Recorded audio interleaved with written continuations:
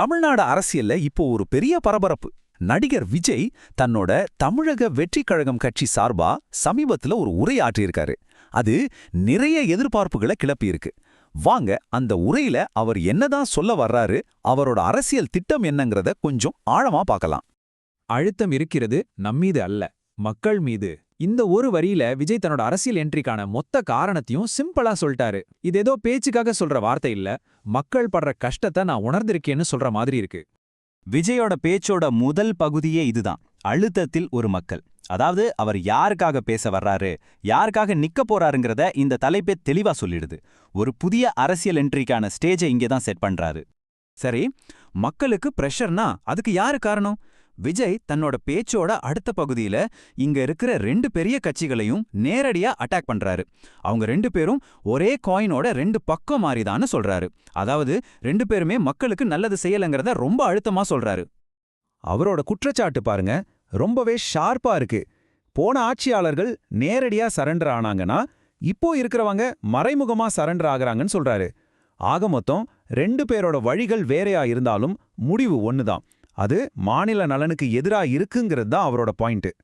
சரி, இந்த தப்பெல்லாம் மறைக்க அவங்க என்ன பண்றாங்க? விஜய் சொல்றாரு கலர் கலரா அட்ராக்டிவா அனௌன்ஸ்மெண்ட் கொடுக்கறாங்கன்னு. ஆனா உண்மையில இதெல்லாம் மக்களை திசை திருப்புற வேலைதான்னு அவர் ஆணிதரமா சொல்றாரு. பிரச்சனைகளை எல்லாம் அடுக்கிட்டாரு, இப்போ சொல்யூஷனுக்கு வர்றாரு. அந்த தீர்வு யாரு? வேற யாரும் இல்ல, அவரேதான். நான் ஊழல் பண்ணாத தலைவனா இருப்பேன்னு ஒரு பெரிய வாக்குறுதியோட களமிறங்குறாரு. தன்னை ஒரு ஆல்டர்னேட்டிவா முன்வைக்கிறாரு.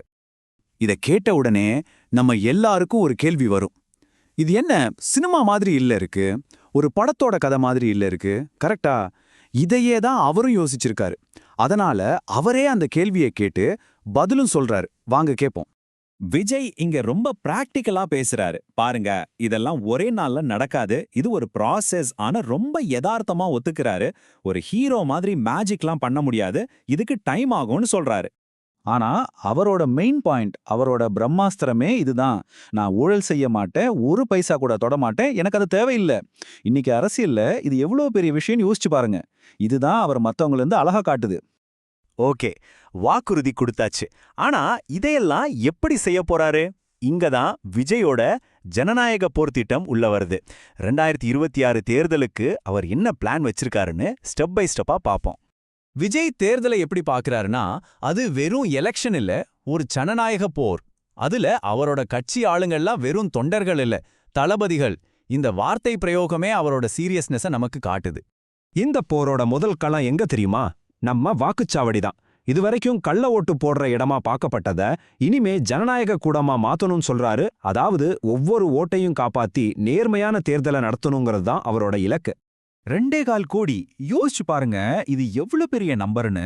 தமிழ்நாட்டுல இருக்கிற ரேஷன் கார்டு வச்சிருக்கிற அத்தனை குடும்பங்களையும் இவர் டார்கெட் பண்றாரு. ஏன்னா அவங்க தன்னை அவங்க வீட்ல ஒருத்தரா, அவங்க புள்ளையா பாக்குறாங்கன்னு அவர் ரொம்ப நம்புறாரு. சரி, தன்னோட தொண்டர்களை மோட்டிவேட் பண்ணா, அவங்களுக்கு ஒரு உத்வேகம் கொடுக்க விஜய் நம்ம தமிழ்நாட்டு வரலாற்றிலிருந்து ஒரு பவர்ஃபுல்லான கதையை எடுக்கிறாரு. அதுதான் வீரமங்கை ராணி வேலு நாச்சியாரோட கதை. ராஜ்யத்தை அந்நியர்கள் பிடிச்சப்போ அவங்க தைரியமா ஒரு படையை திரட்டி போர் செஞ்சு தன்னோட ராஜ்யத்தை மீட்டெடுத்தாங்க. இது ஒரு மறக்க முடியாத வீர வரலாறு. இப்போ விஜய் என்ன சொல்றாருன்னா, அன்னைக்கு இருந்த அந்நிய சக்திகள் தான் இன்னைக்கு இருக்கிற ஆளும் கட்சிகள்.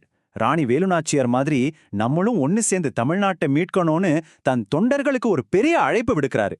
இந்த வரலாற்று ஒப்பீடு அவரோட போராட்டத்துக்கு ஒரு புது அர்த்தத்தையே கொடுக்குது. இறுதியா 2026க்கான ஒரு சபதத்துக்கு வர்றோம். இது வெறும் பேச்சில்ல, ஒரு ஆக்ஷன் பிளான். எல்லாரையும் ஒன்னு சேர்த்து ஒரு புது சக்தி உருவாகிடுச்சுன்னு அவர் பிரகடனம் செய்றாரு. 2026ல ஜெயிக்கிறதுக்கு ஒரு பிரமாணம் எடுத்துக்கிறாங்க. அதுல 4 முக்கியமான விஷயம் இருக்கு. உண்மை, நேர்மை, அப்புறம் உறுதி, கடைசியா ஒற்றுமை. இந்த 4 தான் அவங்க கட்சியின் அடித்தளம்னு சொல்றாரு. இது ஒரு வார்த்தையா இருக்குமா இல்ல செயல்லையும் இருக்குமாங்கிறத பொறுத்து இருந்து தான் பார்க்கணும். அவரோட கான்ஃபிடன்ஸை பாருங்க.